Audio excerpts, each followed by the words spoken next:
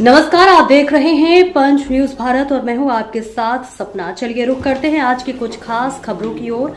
अगर आपको हमारी खबर पसंद आई है तो चैनल को सब्सक्राइब करें। ये जो घटनाक्रम है आप देखेंगे पिछले 2 सप्ताह एवं हम अगर देखेंगे तो पिछले कुछ समय से काफी अरसे से एक ब्राह्मण विरोधी अभियान जो प्रदेश सरकार में चलाया जा रहा है।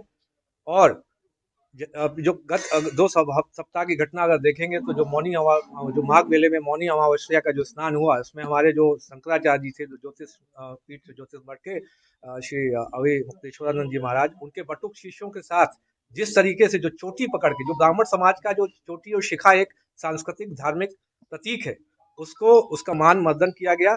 आप देखेंगे कितनी ही गंदे तरीके से चोटी पकड़ के बटुक जो शिष्य हैं, बटुक महाराज हैं, उनको घसीट के पीटा गया। कुछ जो वीडियोस हैं आप देखेंगे, बूढ़े बूढ़े सन्यासी, उनको जूतों चप्पलों से मारा गया, पैरों से मारा गया। आप अगर ये प्रशासन के लोग ही इस तरीके से जो अगर मैसेज देंगे तो समाज के जो दूसरे वर्ग है वो ब्राह्मण समाज पे कितना अत्याचार करेंगे, जब प्रशासन के लोग ही इस तरीके से अत्याचार कर रहे हैं। इसके अतिरिक्त जो दूसरा विषय था, उसमें जो यूजीसी का जो रेगुलेशन अभी आया है, जो 13 जनवरी का जो गजट है भारत सरकार का, उसमें सामान्य वर्ग के जो विद्यार्थी हैं, वो जो यूनिवर्सिटी में, उनको स्वघोषित अपराधी मान लिया गया है। उनके विरुद्ध समता समिति के माध्यम से शिकायत दर्ज कराई जाएगी।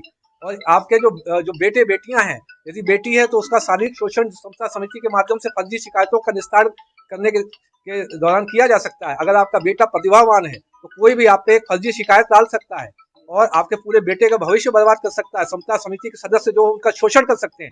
इस पर सबसे बड़ी नाराजगी ये है, जो हमारे समाज के जन प्रतिनिधि, जो हमारे तथाकथित, जो हमारे जातिगत जो माना जाता है, जो ब्राह्मणों के, जो अपने आप को समझते हैं ब्राह्मणों के नेता समझते हैं, वो लोग भी उस पर कुछ नहीं बोल रहे हैं। जो ब्राह्मण एमपी एमएलए कुछ नहीं बोल रहे हैं और चुप्पी साध के बैठे, जैसे वो किसी कॉर्पोरेट कंपनी के एम्प्लॉय हो।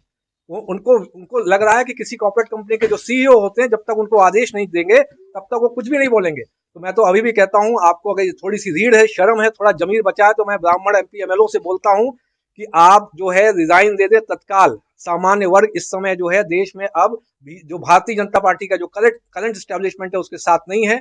सरकार अगर देखेंगे, आप जाएंगे तो इस समय अस्थिरता के माहौल में है। केंद्र एवं राज्य सरकार दोनों तरफ जो है सामान्य वर्ग केंद्र सरकार से अलग हो चुका है। अतः जो है सरकार अल्पमत में है। मैं चाहूंगा जो ब्राह्मण, कम से कम ब्राह्मणों में अगर थोड़ा ब्राह्मण एमएलए एमपी में जमीर बचा है तो तुरंत रिजाइन दे दे, त्यागपत्र दे दे और जनता के साथ खड़े हो जाएं। यदि आप अभी जनता के साथ खड़े नहीं होते हैं, समाज के साथ नहीं है, तो आगे आप सोच रहे हैं कि चुनाव में लड़ेंगे तो क्या जीत पाएंगे? समाज अब आपसे अलग हो चुका है, मानसिक रूप से अलग हो चुका है। पूरे देश विदेश में हर एक जिले में यहाँ सामान्य वर्ग प्रदर्शन कर रहा है और आपको इतनी भी रीढ़ नहीं, इतना शर्म नहीं आ रही है कि उनके साथ खड़े हो जाएं। इनकी जो शंकराचार्य जी वाली घटना है उसको कई दिन हो गए, ये कब आपको लगा कि जो इस तरह से गलत हो? ये आप देखेंगे कि जिस तरीके से हुआ, आप एक पर्टिकुलर एक षड्यंत्र के तहत कहीं कोई उसको कालनेमी की संज्ञा दे रहा है, वो शंकराचार्य है, कोई उनको नोटिस दे रहा है कि वो शंकराचार्य है कि नहीं है। आप 1 वर्ष पहले उन्हीं शंकराचार्य के पैर छूते हैं और उनको राजभवन पता नहीं कहाँ इन्विटेशन भेजते हैं शंकराचार्य जी के नाम से। और आप फिर उनके जो अगर आए थे, अरे आपको बटुक चीज ठीक है, कोई भी चीज मारपीट ऐसे थोड़ी ना की जाती है। आप छोटी पकड़ के किसी अन्य धर्म के प्रतीक के साथ ऐसा कर सकते थे? कोई भी हमारे यहाँ का ब्राह्मण एमपी एमएलए, इतनी उनमें रीढ़ नहीं है, ये बोल नहीं सकते, शर्म नहीं आती उनको? ब्राह्मणों के नेता बनते हो।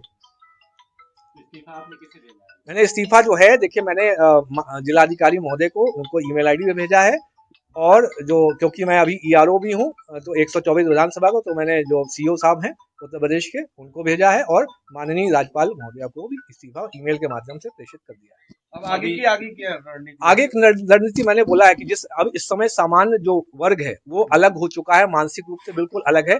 इसका आप अगर सोशल मीडिया में अध्ययन करेंगे और जितने प्रदर्शन देश भर में हो रहे हैं उससे आपको समझ में आएगा सरकार इस समय अल्पमत में आ चुकी है, केंद्र और राज्य में। और ये दोनों जो है इस समय जो है, न तो आप देखेंगे जनतंत्र है न गणतंत्र है, इस समय सिर्फ भ्रम की स्थिति बनी हुई है, भ्रमतंत्र है। ये जो बीजेपी का नाम है, ये पहले रही होगी कभी भारतीय जनता पार्टी, इस समय ये विदेशी जनता पार्टी बन चुकी है। तो अभी आपने क्या सोचा?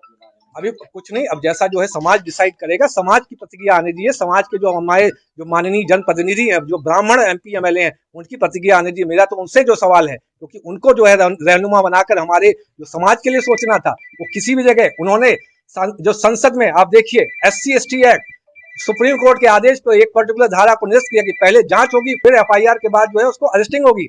इस पर भी कोई भी ब्राह्मण एमपी एमएलए नहीं बोला। आप कितनी शर्मनाक बात है। जो प्रिंसिपल ऑफ जो नेचुरल जस्टिस होता है ऑडी ऑल्ट्रम पार्टम जो सिद्धांत होता है लॉ का, हियर द अदर पार्टी, आपने उसके खिलाफ जो सुप्रीम कोर्ट का निर्देश के खिलाफ जाके आपने उसमें मतदान किया है।